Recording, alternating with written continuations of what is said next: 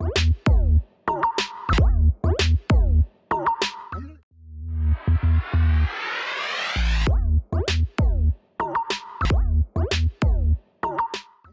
आपके घर में कोई छोटा बच्चा है तो ये हमसे कमेंट्स में पूछा कर आया था कि उससे कैसे डील करें। बहुत सारे रीजंस और फैक्टर्स होते हैं कि हम अपने बच्चे को कैसे डील करें। कई बार तो आप फर्स्ट टाइम पेरेंट्स हो, आपको पता ही नहीं है कि बच्चों से डील कैसे करते हैं। ऑब्वियसली आप सीखोगे, पर उस सीखने में हमसे कई गलतियां भी हो जाती हैं। आज एक वीडियो डिटेल हमने आपके लिए ही बनाया है, और तो और इस वीडियो के माध्यम से आपको पता चलेगा कि आप अपने आप को जज करना बंद कर दें।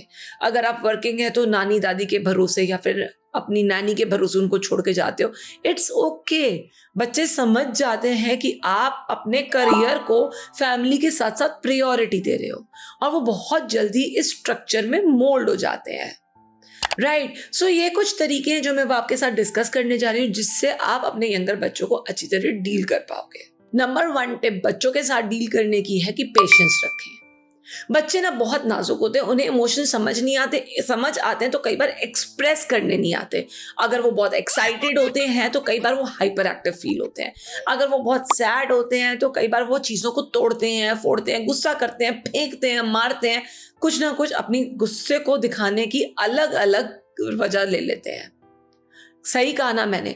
लेकिन हम तो बड़े हैं, हमें तो आता है ना कि अगर हम फ्रस्ट्रेटेड हैं अपने वर्क से, या हम किसी और चीज़ से इरिटेटेड है, गुस्सा है, तबीयत ठीक नहीं है, तो हम अपने इमोशंस को कंट्रोल कर सकते हैं और उन्हें कंट्रोल करके पेशेंटली अपने बच्चे को समझा सकते हैं। ये पहला स्टेप है आपका, आपके बच्चे को समझने में और उस बच्चे को आपके बारे में समझाने में। मेरी एक सिस्टर इन लॉ जब मेरी बेटी छोटी थी तो आई थी, और मैं बड़ी फ्रस्ट्रेटेड परेशान काम से उसको बोला, यार एक क्वेश्चन बहुत पूछती है, इससे ज़्यादा बात करेगी ना तो अपनी रिस्क पे बात कर रही हो। तो वो कहती कोई बात नहीं भाभी, बच्चे तो ऐसे ही होते हैं। और जब उसने बात करनी शुरू गई तब मेरी तोतली बेटी के मुंह से निकला त्यों तहाँ तैसे। वो कहती हे भाभी ये कितने क्वेश्चंस पूछती है मुझसे। That is what kids is all about, curious curious curious, inquirer. लेकिन हम भी अपना आपा खो बैठते हैं कई बार। एक लिमिट तक हम उनके क्वेश्चंस के आंसर्स देते हैं, उसके बाद हम सोचते हैं यार तुम तो चुप ही नहीं हो सकते। वो क्यों चुप होंगे? 2 घंटे दिन में सो रहे हैं, रात में पूरी नींद ले रहे हैं, उनके पास इतना एक्साइटमेंट वर्क है, उनके पास जिंदगी को डिस्कवर करने का, एक्सप्लोर करने का इतना नया नया तजुर्बा, एक्सपीरियंस आया है, वो क्यों चुप होंगे? नंबर 2 तरीका है क्लियर एंड सिंपल कम्युनिकेशन। बच्चे कॉम्प्लेक्सिटी नहीं जानते, वो लाइफ की कॉम्प्लेक्सिटी तो दूर, शब्दों की कॉम्प्लेक्सिटी भी नहीं जानते। हम मल्टीपल इंस्ट्रक्शंस देने की कोशिश करते हैं, बेटे वहां से वो उठा लो, वो उठा लो, वो उठा लो, फिर इन सबको वहां रख दो और उसके बाद आप हाथ धो लेना। A lot of times they understand, but a lot of times they get lost. उनको ये कॉम्प्लेक्स सिचुएशन की जगह 1 इंस्ट्रक्शन एट अ टाइम दीजिए। उनको मल्टीटास्किंग बनने के लिए ना बतेरी जिंदगी पड़ी है, आज ही जरूरत नहीं है हम सारा का सारा उन्हें करें। उसमें क्या होता है, फिर हमें लगता है यार हमारा बच्चा कम कर रहा है। जो बोल रहे हो वो ही करेगा और समझेगा कि उसको करना क्यों इंपॉर्टेंट है। यहाँ देखो इतना ही तो बोला था, हिंदी पढ़ ले फिर मैथ्स पढ़ ले। पहले हिंदी तो पढ़ ले, तो एक ही काम एक बार में करेंगे ना बच्चे, अग्रीड। तो हिंदी पढ़वाओ ना पहले, मैथ्स क्यों घुसेड़ रहे हो बीच में इंस्ट्रक्शंस में? उसको एंजाइटी होगी, आजकल बच्चों को एंजाइटी होने लगी है, उनको मतलब पता चलने लगा है, उनको घबराहट होने लगी है। नंबर 3 तरीका उनके साथ बात करने का, वो आइस ब्रेक करने का है consistency in habits and behaviours. उनका एक बेड टाइम होना चाहिए, एक मील टाइम होना चाहिए। ठीक है आधा घंटा ऊपर नीचे हो गया अगर आपके घर में गेस्ट आए, दैट्स ओके, बट एक फिक्स टाइम होना चाहिए, एक फिक्स तरीका होना चाहिए। ये नहीं कि आज हमने उन्हें खूब सारा खिला दिया लंच में और कल को हमने उन्हें कुछ नहीं दिया कि नहीं तुम डाइट पे हो। They get confused. आपके बिहेवियर में, आपके सारे रूटीन में एक कंसिस्टेंसी होनी चाहिए। बैंगन खाना इज ओके तो छोले भटूरे खाना इज ऑल्सो ओके। उसको अगर हम कंसिस्टेंट रखेंगे चीज़ों को तो ही वो समझेंगे, नहीं तो कभी फ़ोन मिला तो एकदम से गेमिंग में इतना घुस जाएंगे कि निकालना मुश्किल हो जाएगा, और फिर हम कंप्लेन करेंगे कि ये तो सारा दिन जब देखो तब मोबाइल पे पड़े रहते हैं।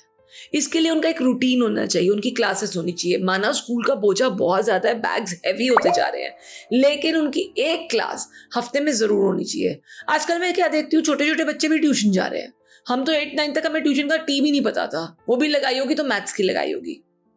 तो जब बच्चों के ऊपर इतना स्ट्रेस ऑलरेडी आ रहा है, केजी से फर्स्ट क्लास से वो ट्यूशन्स जा रहे हैं, ट्यूशन टीचर घर आके पढ़ा रही है, स्कूल भी जा रहे हैं, तो उनके पास ऑब्वियसली टाइम नहीं है खेलने कूदने का, तो वो बाहर कैसे जाएंगे?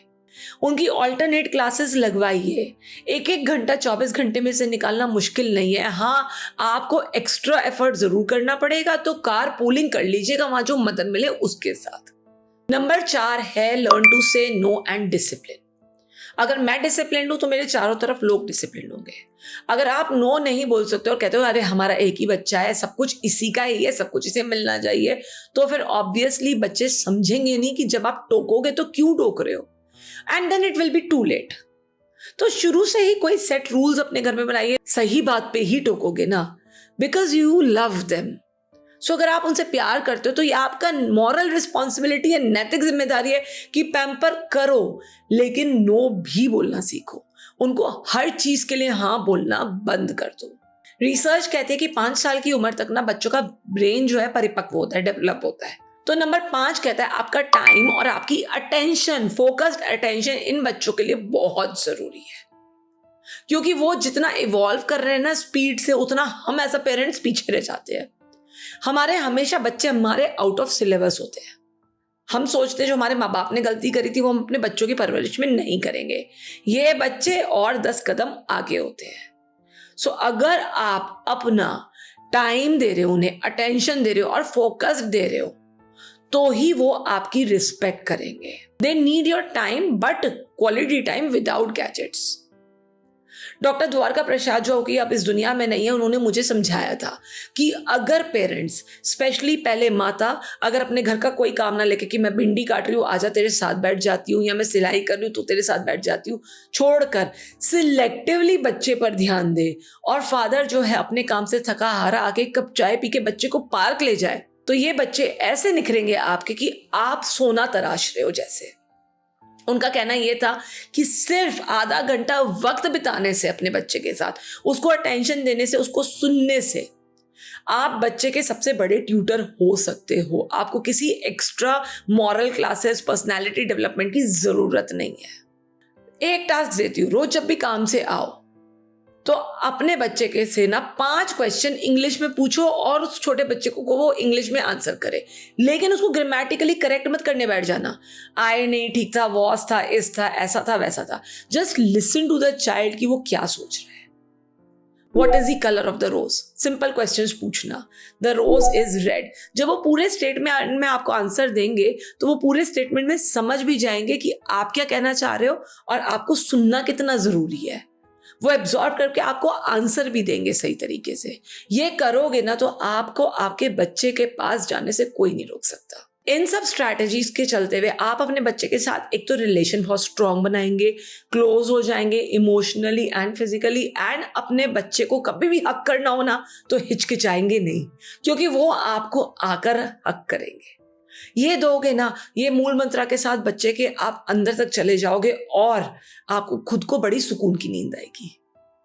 अगर आपको ये वीडियो अच्छा लगा तो please do not forget to like, subscribe and share, और बेल नोटिफिकेशन पे प्रेस करिएगा। ऐसे ही कोई और टॉपिक अगर आपको चाहिए तो प्लीज कमेंट बॉक्स में जरूर डालिएगा, क्योंकि हम फिर मिलेंगे और जल्दी मिलेंगे। तब तक के लिए सायोनारा।